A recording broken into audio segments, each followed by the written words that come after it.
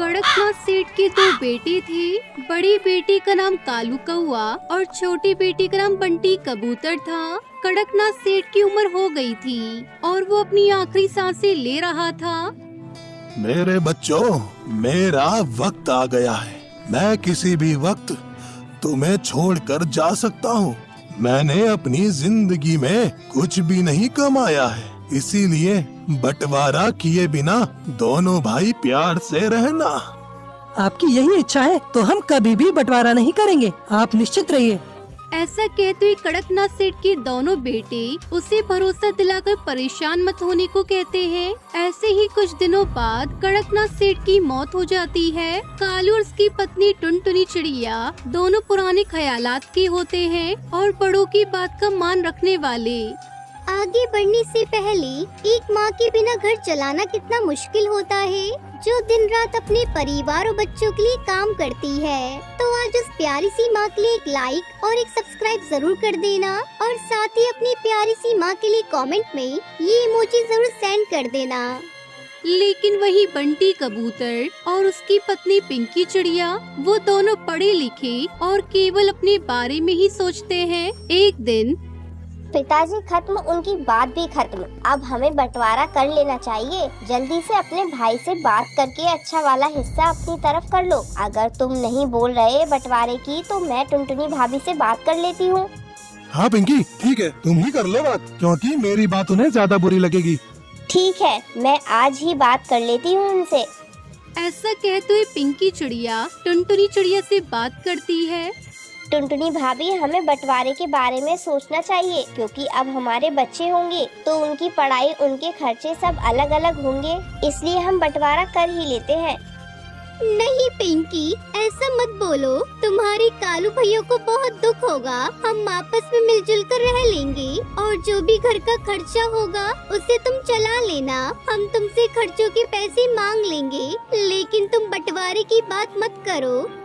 लेकिन पिंकी चिड़िया कुछ नहीं समझती और वो बंटवारे की जिद लगा लेती है। उनकी बातें सुनकर कालू कौआ बंटी कबूतर वहाँ आ जाते हैं और इस वजह से दोनों भाइयों में झगड़ा हो जाता है। आखिर में कालू कौआ उसकी पत्नी फैसला लेते हैं।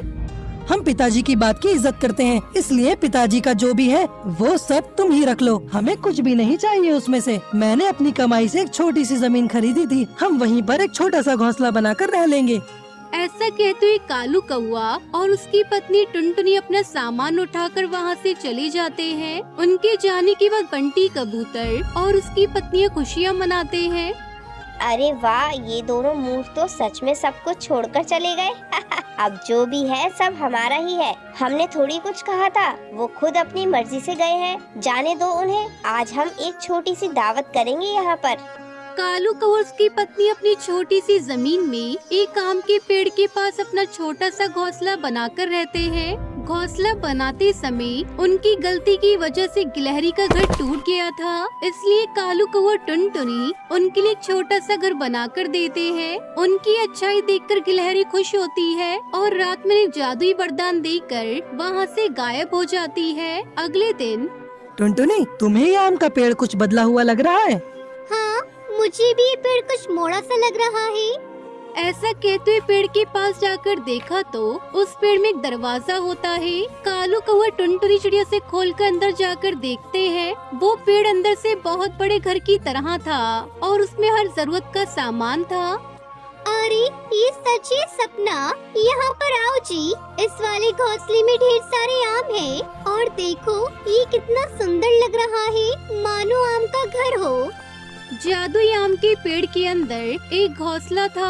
उसमें से कितने भी आम क्यों न ले लो, एक बार दरवाजा बंद करके दोबारा खोलने पर वो घोंसला फिर से आमों से भर जाता था। कालू कौआ टुनटुनी चिड़िया साल भर उन आमों को बेच बेच कर बहुत बड़े धनवान बन जाते हैं। उनकी सफलता देखकर बंटी कबूतर उसकी पत्नी को कुछ भी समझ में नहीं आता और वो दोनों कालू कौए से मिलने के लिए उसके घर जाते हैं और उससे कहते हैं, पिताजी की सारी संपत्ति तो मैंने ही रख ली थी, फिर भी इतने कम समय में अब इतने बड़े धनवान कैसे बन गए? मेरे पास संपत्ति के नाम पर सिर्फ वो पुराना घोंसला है। भैया, अच्छी सोच रखने पर हमेशा अच्छा ही होता है। तुमने एक बार भी नहीं सोचा कि हम कहाँ जाएंगे और कैसे रहेंगे, इसलिए तुम्हारे पास सब कुछ होने के बाद भी तुम आज गरीबी में हो। उसके बाद बंटी और उसकी पत्नी को अक्ल आती है। हमें माफ कर दो भाई भाभी, हम समझ गए हैं। अब से हम हमेशा ईमानदारी के रास्ते पर चलेंगे। हाँ भैया, हमें माफ कर दो। जब से आप दोनों उस घर को छोड़कर गए, तभी से हमारे जीवन में परेशानी के अलावा कुछ हाथ ही नहीं आया। अब हम कभी लालच नहीं करेंगे, हम मिलकर रहेंगे। इस तरह दोनों भाई फिर से मिलजुल कर खुशी खुशी रहने लगते हैं।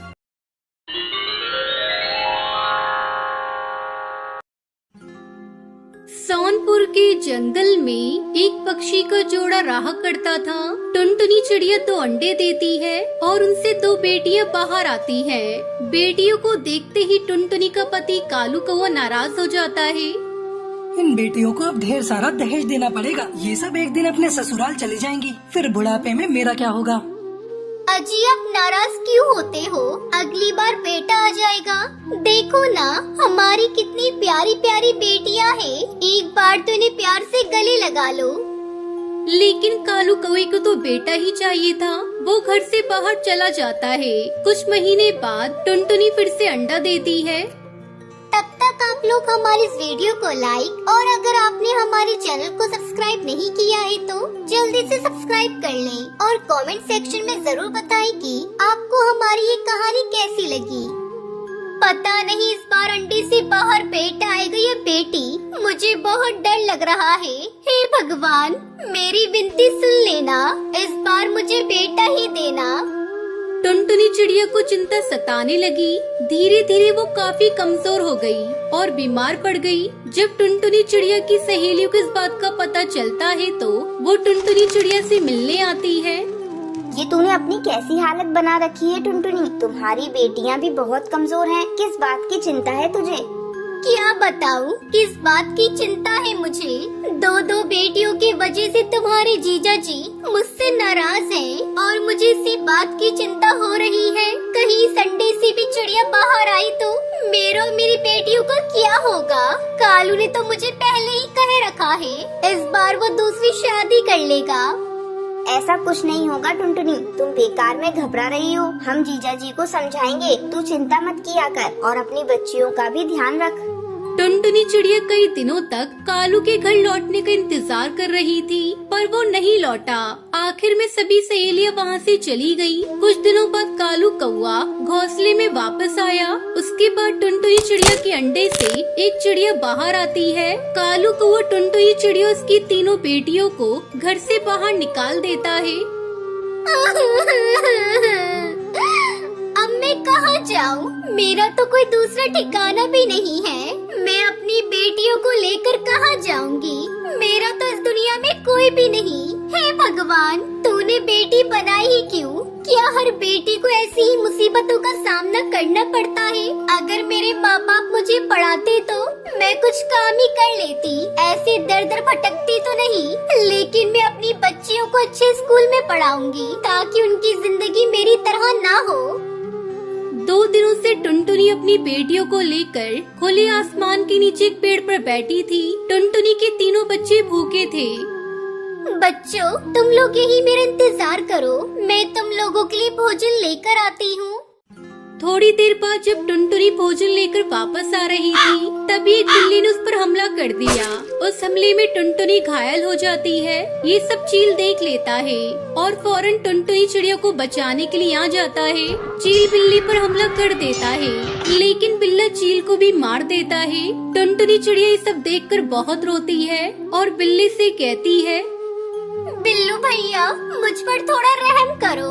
यहाँ से कुछ ही दूरी पर मेरे बच्चे भूखे प्यासे बैठे हैं। वो मेरे आने का इंतजार कर रहे हैं। भैया, आप मुझे एक बार अपने बच्चों को देखकर आने दो। मैं अपने बच्चों को भोजन देकर आ जाऊंगी। मेरा विश्वास कीजिए भैया, मैं जरूर वापस आऊंगी, फिर तुम मुझे खा लेना। अच्छा, ठीक है, यही बात है तो मैं तुझे तेरे बच्चों के लिए थोड़ी देर आजाद कर देता हूँ। तू अपने बच्चों को भोजन देकर आ, जब तक मैं तेरे आने का इंतजार करूँगा। याद रख, अगर तूने धोखा दिया तो मैं तेरे बच्चों को भी खा जाऊँगा। ठीक है बिल्लू भैया, मैं अभी आती हूँ। टुनटुनी चिड़िया जल्दी से उड़कर अपने बच्चों को भोजन देने पहुंचती है और उनसे कहती है, बच्चियों ये लो खाना, इसे खा लेना और मुझे माफ कर देना। मुझे तुम तीनों को छोड़कर जाना होगा। तुम तीनों एक साथ रहना, कभी भी झगड़ा मत करना और एक दूसरे का ध्यान रखना बेटा। लेकिन माँ, आप ऐसी बातें क्यों कर रही हैं? हम आपके बिना नहीं रह पाएंगे, हमें छोड़कर मत जाना माँ। बेटा, मैं तुम लोगों के लिए अच्छे खाने की तलाश में दूसरे जंगल जा रही हूँ, इसलिए मुझे आने में समय लग जाएगा। तुम लोग अपना ध्यान रखना। इतना कहकर टुनटुनी चिड़िया रोती हुई बिल्लू बिल्ला के पास जा रही होती है। तभी रास्ते में टुनटुनी चिड़िया को बिल्लू बिल्ला का बच्चा नदी में डूबता हुआ दिखाई देता है। टुनटुनी चिड़िया बिल्लू बिल्ला के बच्चे को बचा लेती है। थोड़ी देर बाद बिल्लू बिल्ला भी वहाँ आ जाता है। उसे देखकर टुनटुनी चिड़िया उससे कहती है, बिल्लू भैया, ये बच्चा नदी में डूब रहा था, इसलिए मैंने इसे नदी में से बाहर निकाल लिया। मुझे माफ करना भैया, इसलिए आने में देर हो गई। टुनटुनी चिड़िया की ईमानदारी देखकर बिल्लू बिल्ला की आंखों से आंसू आने लगते हैं और वो टुनटुनी चिड़िया से कहता है, टुनटुनी बहन, तुमने मेरे बच्चों को बचा लिया और मुझे देखो, मैं तुम्हारी ही जान लेने चला था। आज तुमने मुझे समझा दिया कि हर किसी की जिंदगी कितनी जरूरी होती है। अब से मैं किसी पक्षी की जान नहीं लूंगा। और टुनटुनी, तुम्हें किसी चीज की जरूरत पड़े तो बस अपने भैया को याद करना।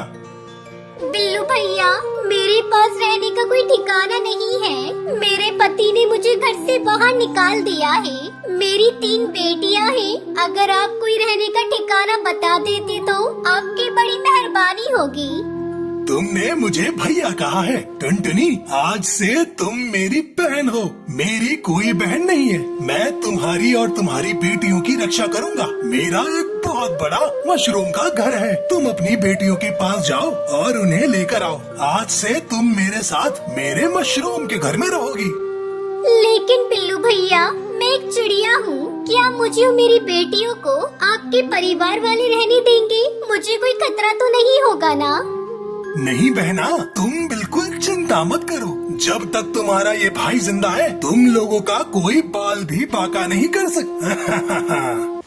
फिर टुनटुनी चिड़िया अपनी तीनों बेटियों को लेकर बिल्लू बिल्ला के मशरूम के घर में खुशी खुशी रहने लगती है।